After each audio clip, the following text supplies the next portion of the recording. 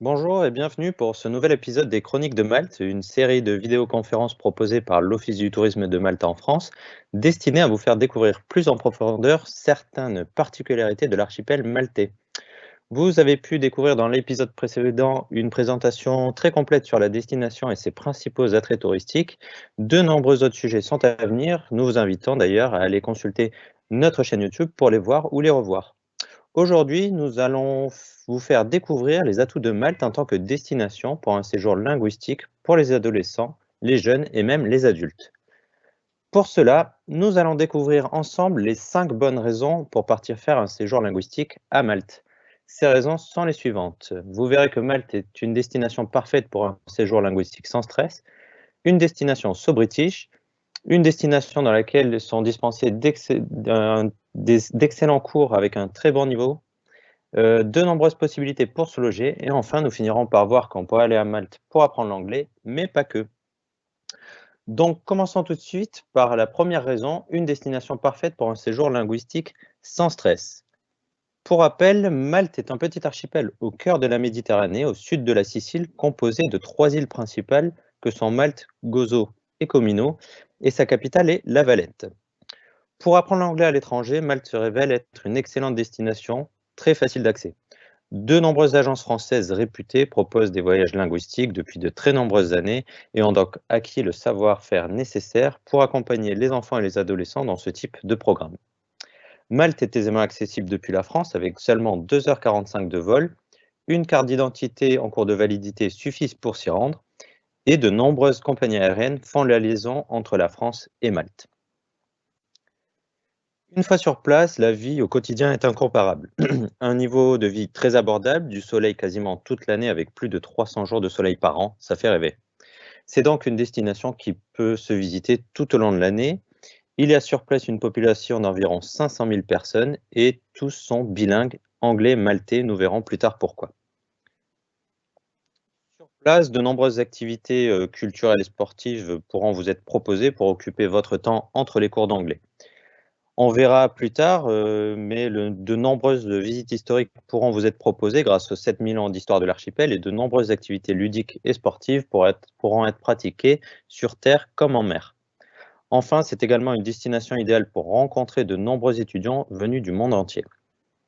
Donc vous voyez que la destination pourra vous apporter beaucoup de choses pour limiter votre stress au niveau de l'organisation de votre séjour. Passons donc tout de suite à notre deuxième partie, Malte, une destination so-british. De par son histoire résolument liée à celle de l'Angleterre, Malte a été pendant 164 ans une colonie britannique. L'île offre une immersion linguistique très anglaise. C'est pour cela que Malte possède 2 langues officielles que sont le maltais et l'anglais. Les Anglais sont en fait arrivés à Malte en 1800 afin d'aider les Maltais à expulser les Français de l'île. À ce moment-là, de par sa position stratégique en Méditerranée, Malte va occuper une place de très haute importance pour l'Empire britannique. Lors de la Première Guerre mondiale notamment, l'archipel deviendra une base de ravitaillement et un lieu de convalescence pour les blessés et les malades. Puis, durant la Seconde Guerre mondiale, l'archipel jouera un rôle primordial dans les opérations de guerre en Méditerranée. Après la Seconde Guerre mondiale, le mouvement indépendantiste de Malte a pris de l'ampleur et Malte se verra enfin accorder son indépendance le 21 septembre 1964. Il fera alors partie du Commonwealth, puis 10 ans plus tard, Malte deviendra une république démocratique indépendante. Aujourd'hui, même si Malte est tout à fait unique, l'influence britannique se fait sentir dans de très nombreux domaines. Malte a fait partie intégrante de l'Empire britannique pendant plus de 150 ans, on vient de le voir, et durant cette période, la Grande-Bretagne a imposé sa langue, ainsi que ses pouvoirs politiques et économiques. Les Maltais ont de ce fait adopté le système britannique en matière d'administration, d'éducation et de législation.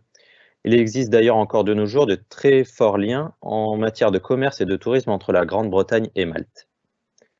D'autres aspects plus pratiques pourront vous étonner. Par exemple, à Malte, la conduite s'effectue à gauche, comme en Grande-Bretagne.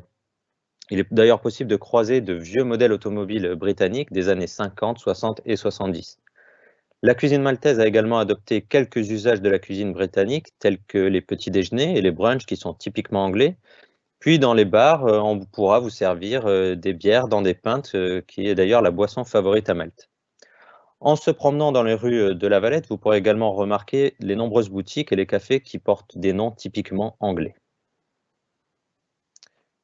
En vous baladant également, vous apercevrez sûrement et certainement les célèbres cabines téléphoniques rouges que l'on retrouve à Londres, tout comme les boîtes aux lettres.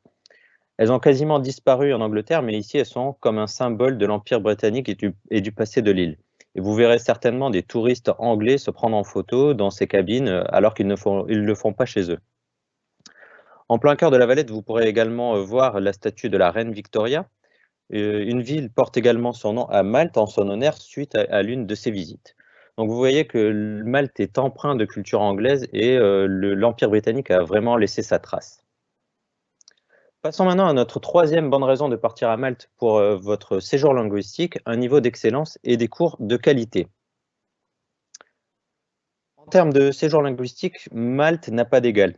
Avec plus de 50 écoles de langue réparties, les cours d'anglais sont à portée de main de tous. Et pour apprendre l'anglais, il n'y a rien de mieux que de suivre un enseignement de qualité, dynamique et motivant. Plus de 20 écoles sont d'ailleurs certifiées par l'accréditation Feltom, qui est une organisation nationale de Malte et Gozo, qui est un vrai gage de qualité de l'enseignement dans ces écoles. Un séjour linguistique est une formation à l'étranger dans une école de langue spécialisée. Il peut être combiné avec un logement ou avec des activités, tout inclus, ou ne concerner que des cours d'anglais. Ça, c'est à votre choix. Du lundi au vendredi, vous suivrez donc des formations qualitatives vous aidant à vous sentir plus à l'aise à l'oral, mais aussi à l'écrit, et de prendre confiance en vous lors de vos échanges en anglais. Les écoles sont principalement situées dans le secteur de Slima et St. Julian's, qui sont les quartiers dynamiques de Malte, mais vous pourrez également retrouver quelques écoles à La Valette ou à Gozo par exemple. Le niveau des professeurs dans ces écoles est contrôlé par l'ELT Council, qui réalise un audit annuel et coordonne l'accréditation des enseignants. Au-delà de la qualité des écoles et des enseignants, c'est aussi la globalité du séjour qui est réglementée par l'Office du tourisme de Malte, qui est d'ailleurs en charge de contrôler les hébergements, les familles d'accueil ou encore les activités qui pourront vous être proposées. Les cours d'anglais proposés dans les écoles de langue sont quant à eux très divers. Vous aurez des cours d'anglais général ou intensifs pour pouvoir évoluer dans un environnement anglophone. Vous pourrez également apprendre l'anglais professionnel pour être plus efficace dans vos échanges au travail, ou vous pourrez encore préparer des examens internationaux. L'option la plus classique est l'anglais général. C'est une formule qui permet de travailler l'anglais du quotidien afin de pouvoir faire face aux différentes situations de la vie quotidienne en anglais. C'est une formation qui est accessible à tous et permet à chacun de s'améliorer et d'avoir des cours adaptés à son niveau. L'anglais intensif, quant à lui, euh, est à la fois un type de cours d'anglais général regroupant en plus de nombreuses options supplémentaires. Il s'agira en fait d'une base d'anglais général associée à des options supplémentaires selon ce que chacun souhaite travailler. Vous pourrez donc choisir d'améliorer votre communication, par exemple, votre prononciation, ou apprendre l'anglais professionnel à utiliser en entreprise. La préparation aux examens est quant à elle également possible dans de très nombreuses écoles. Il est possible de préparer des tests d'anglais reconnus internationalement, comme le TOEIC, le TOEFL, l'IELTS ou le Cambridge Assessment English. Les professeurs qui dispensent des cours dans ces sessions sont des experts de ces tests, et ils vous font travailler en fait sur d'anciennes versions afin de vous améliorer au mieux. Et à l'issue de cette formation, vous pourrez avoir la possibilité de passer l'examen à Malte dans votre école directement. Les cours d'anglais sont principalement proposés aux adolescents et aux jeunes adultes qui souhaitent découvrir la langue anglaise et connaître une immersion dans un nouveau pays, mais il existe également des cours et des formules adaptées à tout âge. Ainsi, il est possible de partir en famille à Malte en vacances, mais également d'apprendre l'anglais chacun à son niveau. Il sera très facile de pouvoir jongler entre les visites et les sorties culturelles en famille et les cours d'anglais. On peut par exemple programmer les cours d'anglais tous les matins, chacun dans sa classe, et se retrouver l'après-midi en famille pour profiter des vacances. Tout d'abord, certaines écoles proposent un service de crèche jusqu'à 3 ans, durant toute la durée des leçons des parents.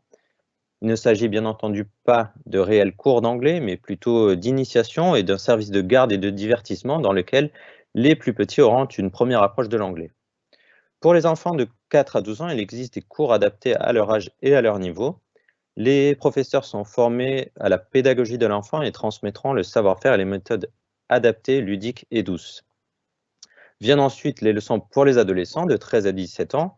Les étudiants peuvent suivre des cours uniquement ou pouvoir ajouter des visites de groupe s'ils le souhaitent et pourquoi pas même un logement pour ceux qui auraient un besoin d'indépendance et d'autonomie et qui souhaiteraient faire de nombreuses rencontres internationales. Enfin, les formules pour les adultes sont bien évidemment proposées par toutes les écoles. Des cours de tout niveau y sont dispensés pour les adultes débutants comme ceux souhaitant se perfectionner. Donc vous voyez tout le panel des cours possibles à Malte. Chacun trouvera ce dont il a besoin pour son niveau et pour son évolution. Passons tout de suite à notre quatrième point sur les séjours linguistiques à Malte. Il y a de nombreuses solutions pour se loger. Tout d'abord, il existe les familles d'accueil. Elles sont très nombreuses et proposent des chambres privées ou en colocation.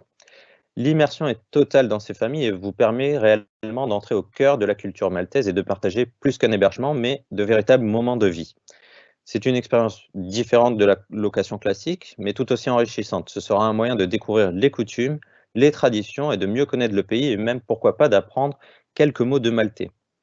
L'hébergement en famille d'accueil est le type d'hébergement que nous conseillons le plus fortement, du fait qu'on peut connaître vraiment la culture maltaise et s'intégrer réellement au pays durant son séjour. La deuxième solution de logement sera les résidences étudiantes. Elles sont davantage proposées par les écoles de langue et elles sont réservées aux étudiants qui apprennent l'anglais. Ce sont des bâtiments souvent gérés par les écoles qui offrent des espaces de divertissement, des cuisines communes. Elles sont souvent situées à centre-ville, proches de son école, proches des commerces et proches des lieux de vie. C'est une très bonne façon de créer des liens avec des étudiants internationaux et de faire partie d'une réelle communauté afin de créer des souvenirs impérissables de votre séjour. Enfin, la troisième solution de logement, c'est la colocation. C'est la plus économique et elle permet à chacun d'avoir un toit et de partager un appartement avec d'autres personnes. L'avantage premier de ce mode d'hébergement est bien entendu le tarif, mais elle est également d'ordre social. Vivre à Malte, c'est également rencontrer des personnes très diverses et connaître d'autres cultures et échanger avec des individus de nationalités différentes venus du monde entier. Il n'y a rien de mieux pour apprendre l'anglais que de pratiquer au quotidien avec vos colocataires, ce sera très bénéfique pour vous. Donc, vous voyez que le nombre d'hébergements, il y a différentes sortes, mais vous aurez forcément la solution qui vous conviendra le mieux. Enfin, finissons par notre dernier point, apprendre l'anglais, mais pas que. Vous l'aurez compris, Malte est une excellente destination pour une immersion linguistique de qualité, mais venir à Malte pour un séjour linguistique, c'est aussi profiter de tout ce que l'archipel a à vous offrir. Du soleil toute l'année, de l'eau bleue turquoise, une ambiance festive et cosmopolite, de nombreuses activités sportives à exercer en dehors des cours, de quoi se créer clairement de très bons souvenirs. Vous pourrez bien entendu profiter de votre temps libre pour découvrir les richesses culturelles du pays et notamment La Valette, la capitale de Malte. C'est une ville classée dans son intégralité au patrimoine mondial de l'UNESCO avec de très nombreux sites touristiques et musées à visiter. La Valette a notamment été désignée comme capitale européenne de la culture en 2018, ce qui a laissé place à de très nombreuses restaurations afin de présenter la ville sous son meilleur jour. De nombreuses sorties culturelles vous seront notamment proposées directement par vos écoles de langue. On l'a mentionné plus tôt, vous pourrez également profiter de votre temps libre pour découvrir de nombreuses activités sportives. Sur Terre, vous aurez de quoi faire avec des randonnées, de l'équitation, de l'escalade, du VTT, du quad, des balades en Segway, en Jeep, etc. En mer, également de très nombreuses activités avec la plongée sous-marine, le snorkeling, la planche à voile, le jet ski, les sorties en bateau et tout ce que vous souhaitez. Ce sont également des activités qui pourront vous être proposées directement par vos écoles de langue. Enfin, Malte est une destination cosmopolite. De très nombreux étudiants venus du monde entier s'y rendent chaque année pour apprendre l'anglais, pour un stage ou tout simplement pour travailler. L'ambiance festive est également présente tout au long de l'année et de très nombreuses fêtes traditionnelles sont organisées, ainsi que des festivals et de très nombreux événements culturels. Vous l'aurez compris, Malte représente donc l'alliance parfaite pour des vacances studieuses mais détendues. Pour finir, nous allons terminer en voyant quelques infos pratiques en vue d'un bon séjour à Malte pour votre organisation. Donc, on va le rappeler, 2h45 de vol depuis la France sans décalage horaire, une simple carte d'identité ou passeport en cours de validité pour s'y rendre. L'euro est la monnaie officielle, donc il n'y a pas de problème de devise entre la France et Malte. Le maltais et l'anglais, les deux langues officielles, on a déjà vu pourquoi. Attention au niveau des prises électriques, elles sont de type britannique, donc pensez à prendre votre adaptateur. Attention à la conduite également, elle se fait à gauche, comme en Angleterre, mais pour ceux qui n'auraient pas le permis ou qui ne souhaitent pas conduire, de nombreux transports sont disponibles, hein, par bus, taxi, vélo ou bateau. Les hébergements, on a déjà vu les différentes sortes d'hébergements qu'on a à vous offrir. Pour les personnes qui seraient un peu perdues avec l'anglais, il existe également de très nombreux guides francophones sur place. Et surtout, n'hésitez pas à vous rendre sur notre site internet voyage-malte pour découvrir l'offre qui sera la plus adaptée à vos besoins. Enfin, avant de partir, renseignez-vous toujours sur l'actualité sanitaire et sur les éventuelles conditions d'accès à Malte depuis la France. Retrouvez ici tous nos coordonnées, nos sites internet et nos réseaux sociaux. N'hésitez pas à nous contacter à l'adresse mail info@visitemalte et consulter nos offres pour trouver le séjour linguistique qui vous conviendra sur notre site voyage-malte.fr. Voilà, la présentation touche à sa fin. J'espère qu'elle vous aura donné envie de vous rendre à Malte pour votre prochain séjour linguistique. Pour l'heure, nous allons nous quitter en images afin de vous donner un petit aperçu de la destination. Je vous dis à très bientôt.